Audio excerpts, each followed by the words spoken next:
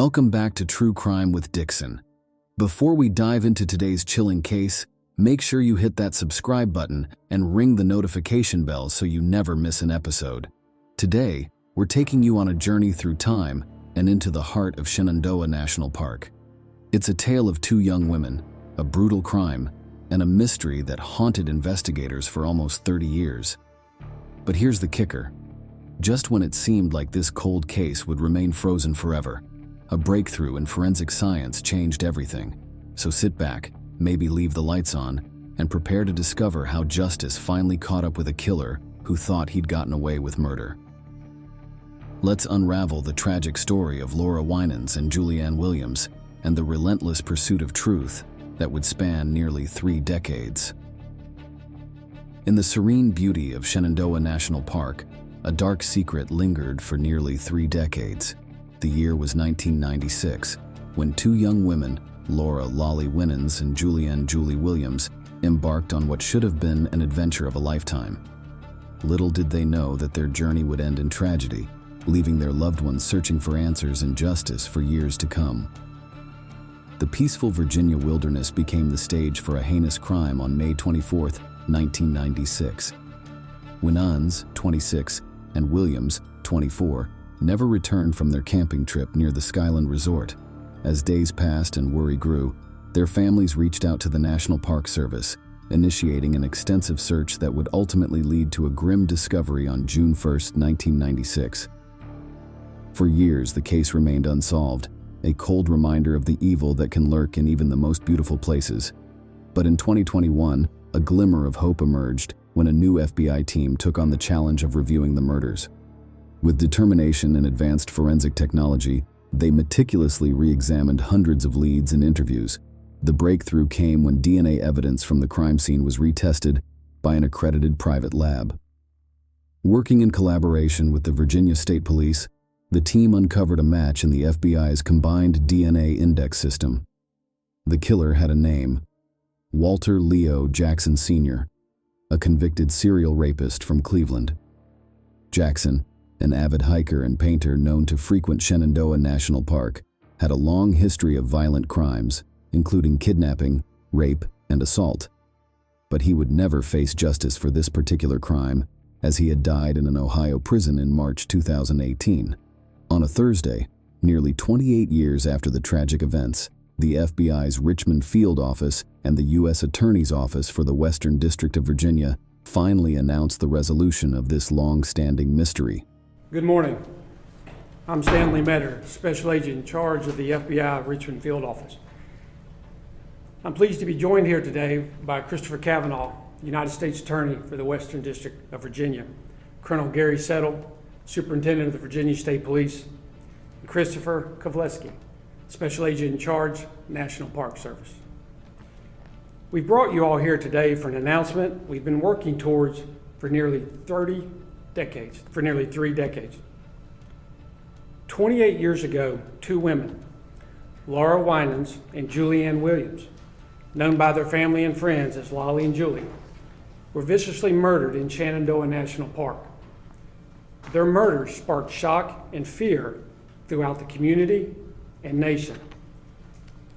Today, we are proud to stand here and tell you we now know who is responsible for this heinous crime. While we have been eager to share the news, it was most important for us to tell Lolly and Julie's families first. Yesterday, our case agent and victim specialist spoke with the families. This morning, U.S. Attorney Cavanaugh, Colonel Settle, SAC Kovleski, and I also spoke with the families. We can't imagine how extremely hard it is for the family members to receive this information. They've been seeking answers for far too long. Without going into too much conversation, I can tell you they were grateful for the people who worked on this case, for the resources, and for helping to provide closure. Soon after I came to lead the FBI Richmond Field Office in 2021, I was briefed on the unsolved murders of Lolly and Julie. We assigned a new investigative team. The team conducted a methodic review of everything in our case file, They reassessed leads, re-examined evidentiary items, photos, and interviews. One thing we had to look closely at was advancements in DNA and any DNA testing and any additional resources that could be used to support further analysis. I can't stress enough the countless hours in research that went into determining what items would be suitable for retesting. Once we identified those items, our team secured funding through the Department of Justice's Sexual Assault Kit Initiative, also known as SAKI, which is administered through the Virginia Attorney General's Office.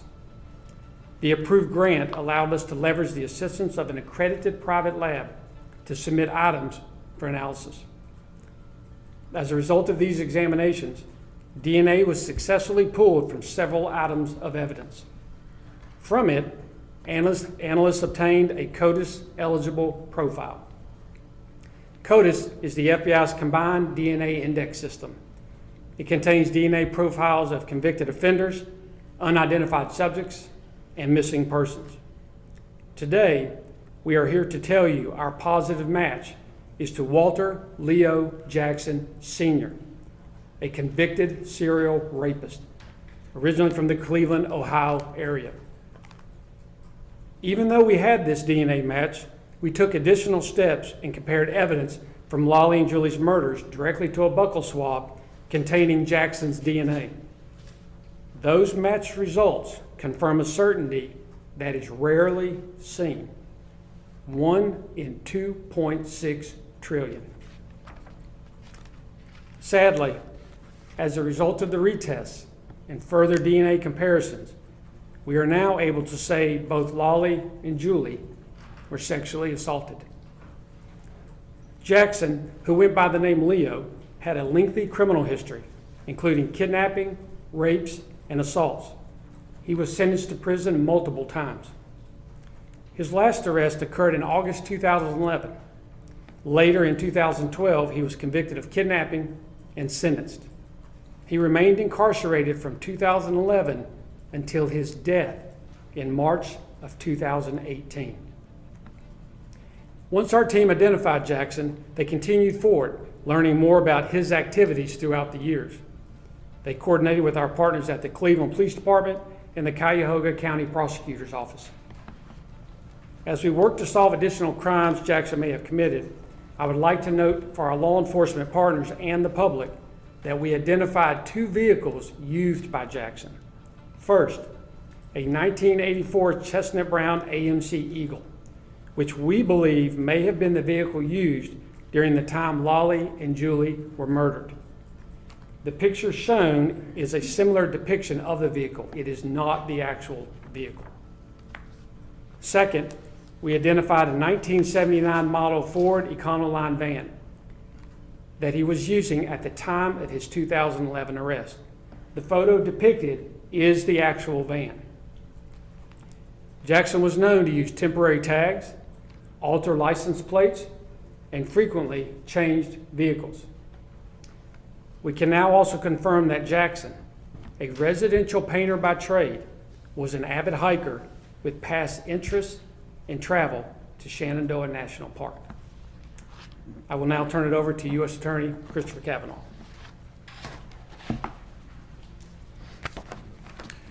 Thank you, SAC Metter. My name is Chris Cavanaugh, and I'm the United States Attorney for the Western District of Virginia. My office has been working with this new team of investigators that the FBI put in place to investigate the Shenandoah Park murders that occurred in 1996. Towards the beginning of my term as United States Attorney, I was extensively briefed on this matter, and I had the privilege to sit down with the victims' families. And I shared with them that it was in my assessment that without a forensic link to the perpetrator, that this crime may never be solved. I'm so grateful for the hard work of this new team of investigators and prosecutors that has led to this announcement today. Laura Salisbury Winans, known as Lolly, was 26 years old in 1996. She grew up in Grosse Pointe, Michigan. She was an experienced hiker and involved in environmental issues. She was a student at Unity College. Julianne Marie Williams, known as Julie, was 24 years old in 1996. She was from St. Cloud, Minnesota, and also involved in environmental issues and would readily help people in need. She had a degree in geology and also was an experienced hiker. Lolly and Julie met through an organization providing outdoor adventure and educational programs for women, and they planned a trip to Shenandoah National Park in May of 1996, entering the park on May 19th. The two were last seen alive by park personnel on May 24th, 1996, around 5:30 p.m. Their bodies were discovered on June 1st of 1996. We've had an investigation ongoing for the last 28 years, and I can announce that if Walter Leo Jackson Sr. were alive today, in light of what our investigation has uncovered, to include the new forensic evidence, the information that he visited Shenandoah National Park, and evidence of his other crimes, that I would authorize a federal indictment to be presented to the grand jury, charging 2 counts of first-degree murder in the territorial jurisdiction of the United States, that is Shenandoah National Park, for the murders of Lolly Winans and Julie Williams on or about May 24th of 1996. I have no doubt, under any standard, that Walter Leo Jackson Sr. committed these murders, and in light of the strength of the evidence, I firmly believe that we would be able to prove this case to a jury beyond a reasonable doubt and obtain convictions on these charges.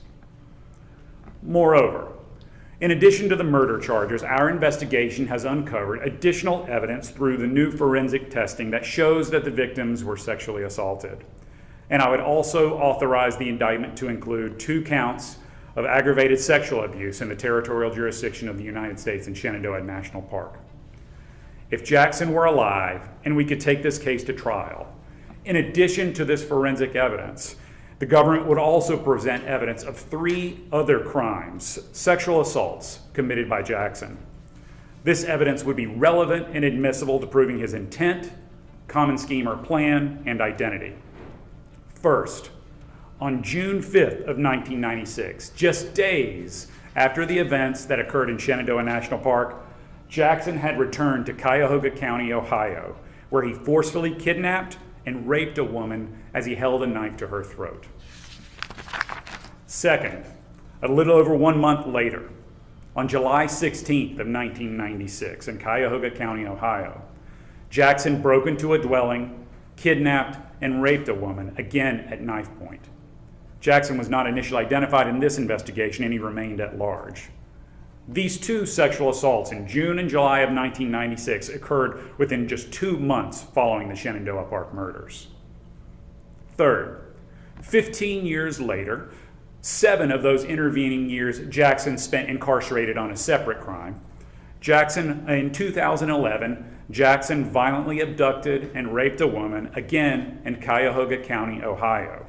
But this time he was arrested, charged, and pled guilty to kidnapping, gross sexual imposition, and felonious assault. While serving a sentence, Jackson was forensically linked, not unlike what has occurred here. He was forensically linked to the prior kidnapping and rapes that had occurred in June and July of 1996, that had taken place 18 years prior, the events that happened in the months following the Shenandoah Park murders. In 2014, he was charged with those 2 crimes that he committed in June and July of 1996. He went to trial, and with the forensic evidence, as well as the testimony of the 2 victims in those cases, a jury unanimously convicted Walter Leo Jackson of 2 counts of rape and 2 counts of kidnapping, and he was sentenced to an additional 20 years in prison. Notably, all 3 of these crimes were committed by Jackson alone. Had this matter proceeded to trial today, given how close in time these crimes occurred to the Shenandoah Park murders, the manner in which they were committed, the fact that a weapon was used and how it was used, the evidence of sexual assault, and his ultimate convictions, we would seek to introduce evidence of these crimes under the federal rules of evidence as relevant to prove his intent, knowledge, common scheme, and plan, and although we wouldn't need it given the strength of the DNA evidence, also his identity. There are a couple of other topics that I would like to address. First, as I've made clear, one of my top priorities as United States Attorney has been the increased awareness and reporting of as well as the vigorous investigation and prosecution of hate crimes. Hate crimes are those that are committed against individuals because of someone's membership in a protected class, because of race, color, religion, national origin, gender identity, disability, and also sexual orientation. It's critically important to call out hate crimes for what they are, because their effects are felt not only by the victims who are physically injured, but also by a whole class of persons. The burden is high in these cases because, unlike in almost all other types of crimes, in a hate crime, you have to prove why someone did what they did. You have to prove that but for someone's membership in a protected class, the crime would not have occurred. Here, it has been publicly reported that Lolly Winans and Julie Williams were members of the LGBTQI+ community. Make no mistake, this crime was brutal. This crime was definitionally hateful. Nevertheless, we do not have any evidence that the victims were selected for, or that Jackson had any knowledge of, or was otherwise motivated by their membership in a protected class. And if the evidence showed otherwise, I would say it. I bring this to attention only because I anticipate this was a question in light of public statements that have been associated previously with this case. Second, 22 years ago, a federal grand jury, at the request of the United States Attorney's Office for the Western District of Virginia, returned a federal indictment charging another individual, Darrell Rice, with the murders of Lolly Winans and Julie Williams. That case was not built on forensic evidence. Even 22 years ago, in a public filing, the United States Attorney's Office made clear that the forensic evidence in the case did not implicate Rice. In October 2003, in the lead up to that trial, according to a public filing, the United States Attorney's Office moved to continue that case because the government's experts concluded that DNA materials located on crime scene evidence was of male origin, excluded Rice, and was most likely that of the perpetrator. And faced with this, the assistant United States attorneys at the time did the right thing and moved to dismiss the case, notwithstanding the obvious and intense public pressure to proceed and hold someone accountable.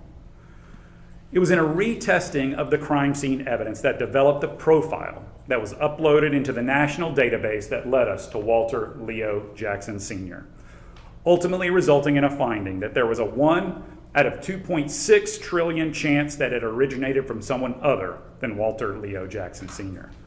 I've prosecuted many homicides and cold cases, and I have never witnessed statistics that high.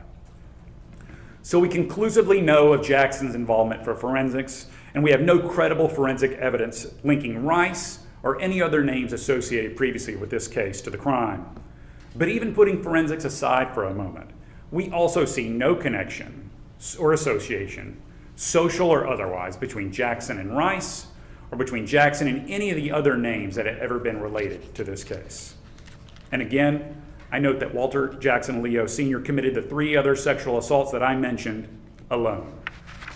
And that is why, again, if he were alive today, we would seek a single defendant indictment charging Walter Leo Jackson Sr. with these crimes and no one else, and we feel confident that we would defeat any claims that someone else and not Jackson was responsible. A few remaining notes in conclusion. First, I want to thank the Department of Justice's Sexual Assault Kit Initiative, which provided the funding for our retesting of the evidence in this case. I am so appreciative of this program and what it has done to solve these types of offenses throughout the country. Second, I want to personally thank Special Agent in Charge Stanley Metter for his leadership, as well as Special Agent Jade Laughlin for her perseverance and tenacity. Without either of these 2 individuals, we would not be here today. Third, I want to thank the Virginia State Police and the National Park Service for their continued partnership in this case and the many other cases that we have. This is what we do, the Department of Justice, the Federal Bureau of Investigation, the law enforcement community. We will continue to faithfully and dispassionately investigate, work to find answers, no matter how long it takes. We don't give up. Last and finally, I want to close by extending my condolences again to the families in this matter. They have waited so long. They have lost so much. and it is my hope that this announcement today provides some small measure of solace to the families. Thank you.